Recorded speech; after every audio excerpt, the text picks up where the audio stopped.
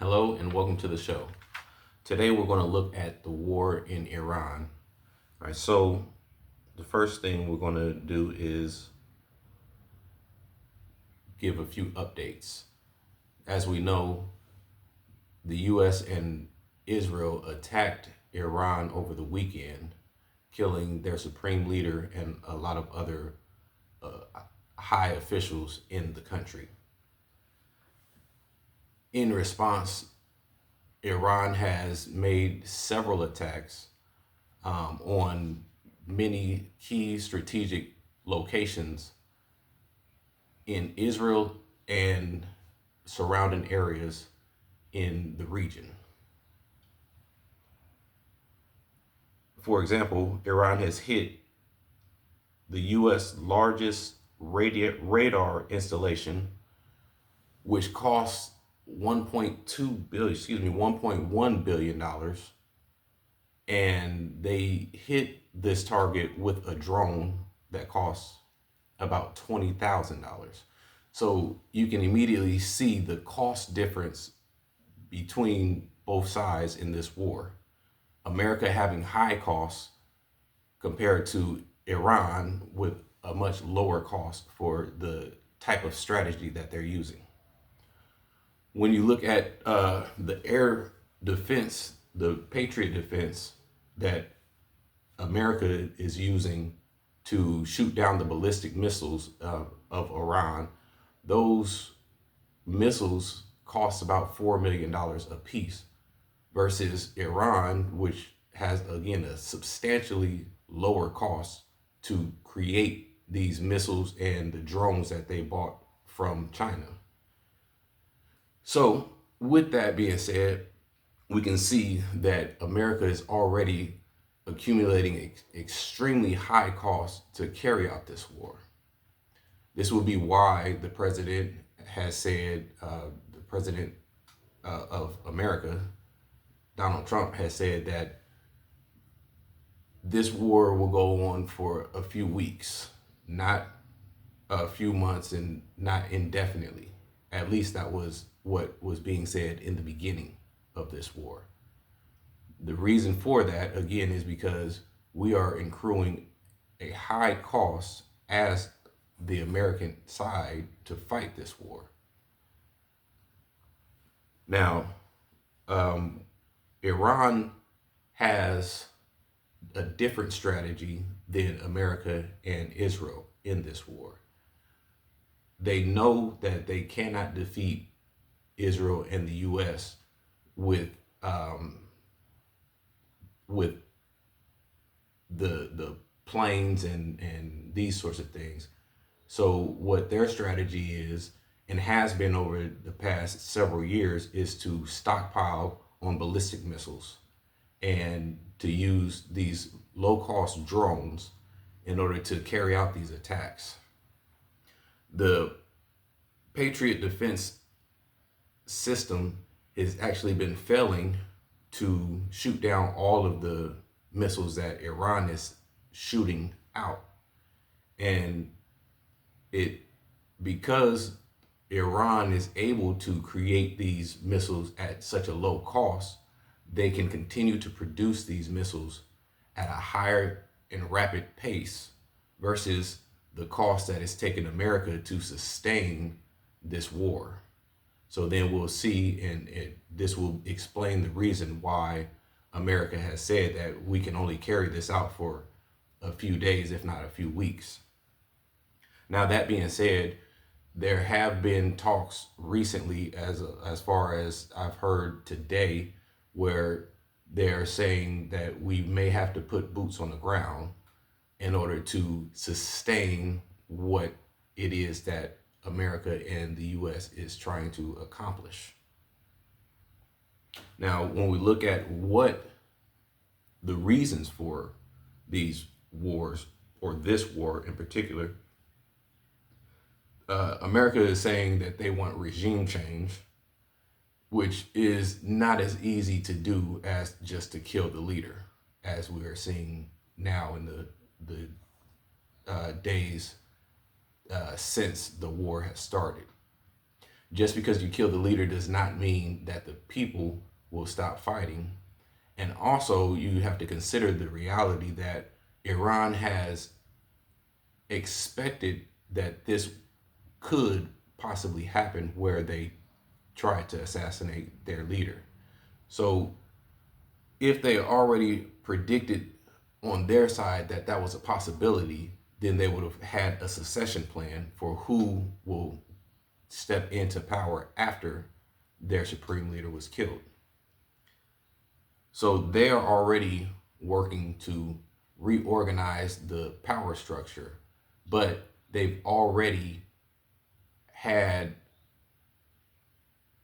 some plans as to what they're going to do once the war starts, no matter how things progress. And so we're seeing them carry out this war strategy very effectively. All right. So, again, since the start of the war, they've hit the largest U.S. Radar installation system in that region. And what that does is that takes out the U.S.'s ability to be able to hear and intercept whatever plans that are going on, not just in Iran, but in that entire region in the Middle East. Also, Iran has hit 60 strategic targets and over five, or at least 500 U.S. and Israel military points within the last 2 to 3 days. So that's a lot of attacks that have been carried out. America and Israel is having a hard time keeping up with the barrage of missiles that Iran is shooting out. And again, eventually, America is going to run out of missiles to be able to defend the spaces that they are trying to protect. So what we're seeing is a possibility, a high possibility of a shift in the balance of power in the Middle East, right? And we have to understand why this war is being carried out, right? It is being said that Israel obviously has a big say in this war, and the reason that Israel wanted to go to war with Iran is because Iran is the only country in the region that has the military capability to fight and oppose Israel. Okay, so just a brief history on the last few years of Israel, the wars that they fought.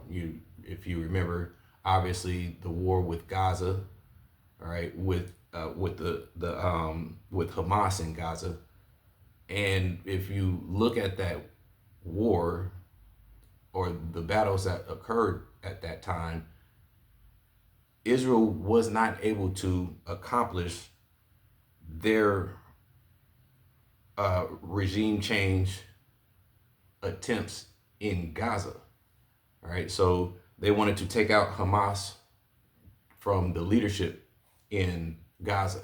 And although they did a lot of destruction and killed a lot of people, primarily civilians, they were not able to take out the leadership, which is important to note.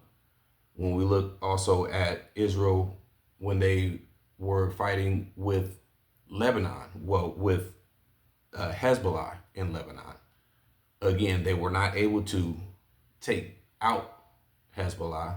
They were not able to gain a lot of ground in Lebanon when they were fighting.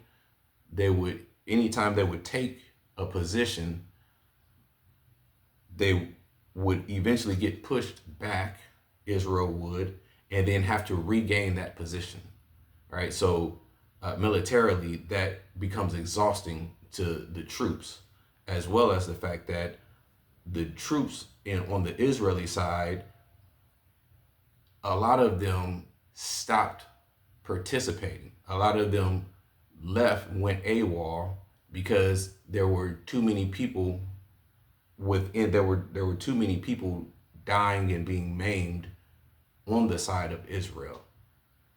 So we can see that Israel has not been able to take down Hamas in Gaza, Hezbollah in Lebanon. And so we also have to remember or understand the fact that these opposing powers to Israel are Iranian proxies, right? They are allies of Iran, and Iran has been sponsoring and financing and also supplying these nations with military equipment, right, to be able to continue to fight against Israel. So because Israel was not able to enact regime change and with Hamas and Hezbollah, they had to come up with the peace deal, right, in order to regroup and replan and re-strategize to see how they can defeat their enemies. In addition to that, Israel has had the overall agenda of attacking Iran because Iran is not only the supplier, but also the only real opposing power to be able to prevent Israel from what their plans in the region are. Now, what their plans are, one of the main plans that they've been having over the past several years is their Greater Israel Project, which is their plan to expand the borders of Israel. Okay, now what we're talking about, we're not talking about just a few kilometers. We're talking about Israel wanting to expand much past their borders and essentially take Jordan, parts of parts of Lebanon, parts of Syria, and parts of Iraq in their Greater Israel plan. Now, obviously, this is going to be opposed by these nations that were just mentioned. However, they can oppose them in word, but they cannot oppose them militarily. Iran is the major concern for Israel. So this would be the reason why Israel wanted and did in fact strike Iran over the weekend. Now,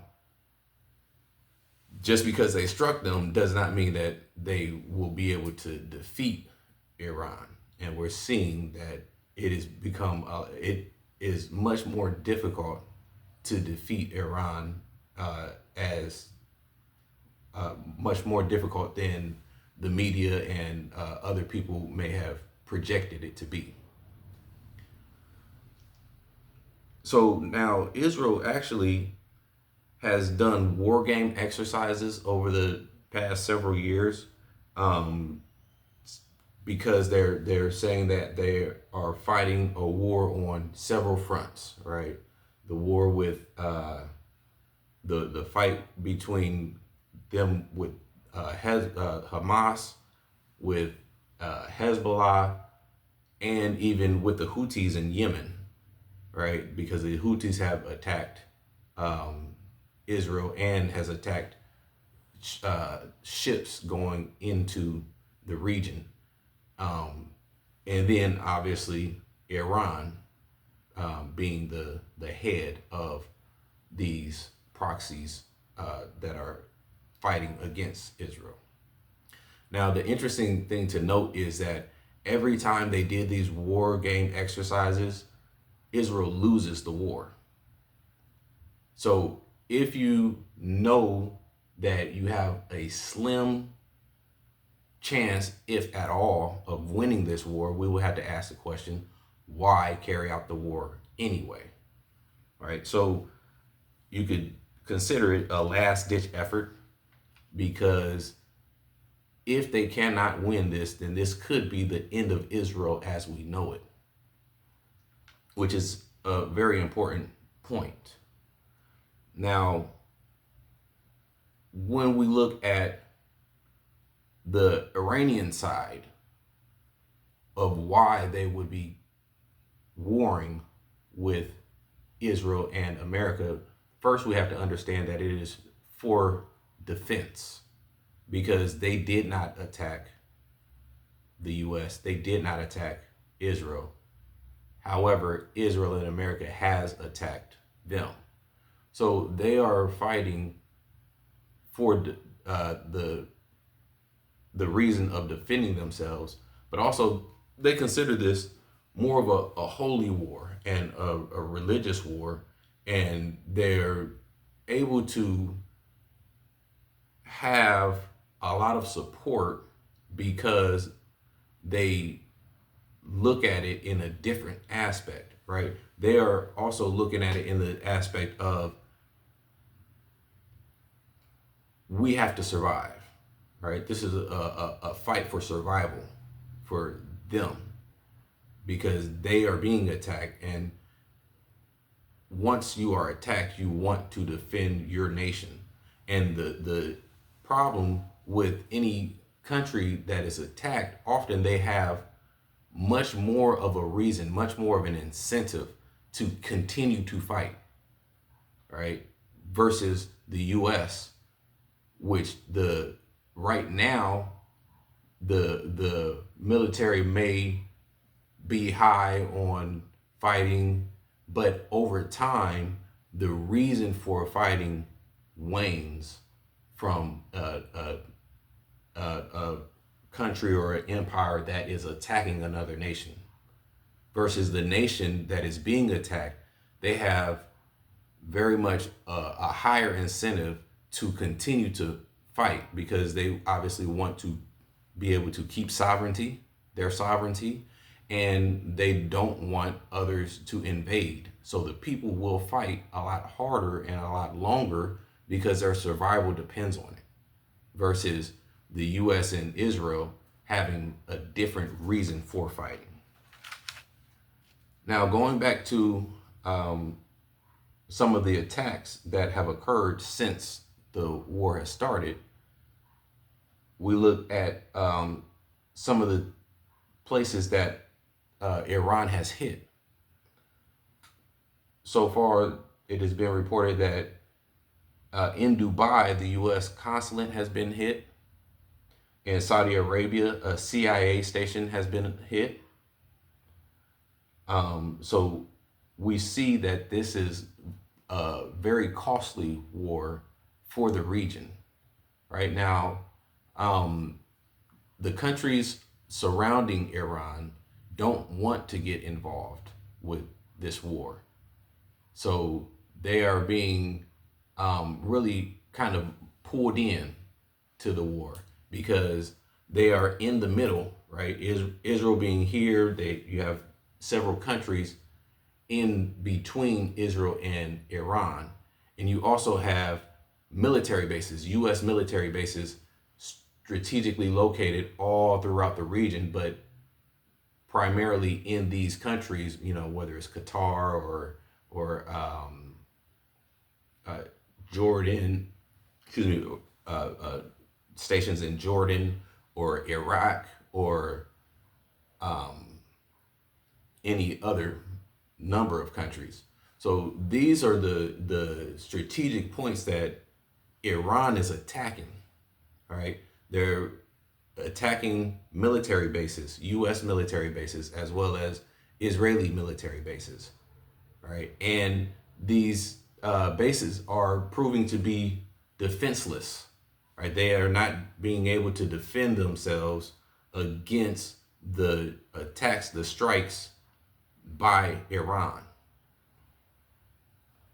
Another important note is that Iran has attacked airports, and now we have had air closures in the region, meaning that a lot of flights are being canceled, and this has actually caused for tens of thousands of Americans to be stuck in the region, which is a catastrophe in and of itself. Right? We already have U.S. military and U.S. citizens who have died in this war, and this is just the beginning of the war. We are also noticing that the U.S. does not have a clear strategy on how to continue this war, right? Maybe they didn't expect Iran's for Iran to attack at such a high velocity, and so they either didn't expect it, or now that we're here, they don't know what to do. Either way is a big problem for the U.S. in terms of maintaining their position in the region, in the area, and to be able to continue on fighting against Iran. So as I said before, right now we don't have boots on the ground, but what's very important to keep in mind is in order to sustain a war, you have to have boots on the ground. It's nearly impossible, if at all possible, to only do air attacks and not have boots on the ground to be able to maintain your position and to be able to defend your position effectively. So where America has said in the beginning that they were not going to put boots on the ground, they've already in the past few days been reconsidering that strategy, because it's really a winless strategy.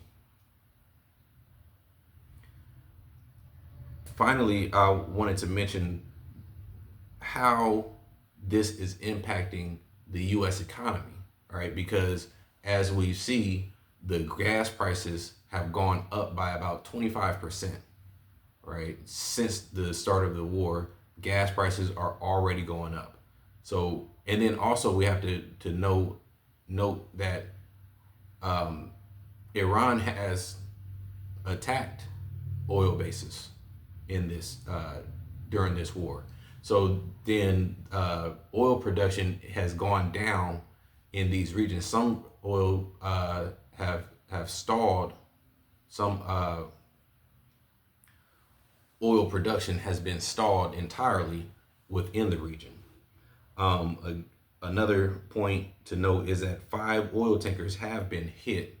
So this is one of the many reasons that we're seeing the gas prices go up here in this country and in fact around the world.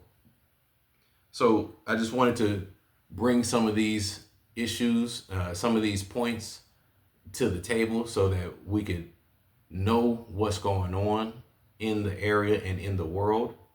If you like this video, go ahead and hit the like button, subscribe to the channel, share the channel with your friends, and leave a comment to let me know what it is that you think about this issue. I'll see you in the next video. Thank you.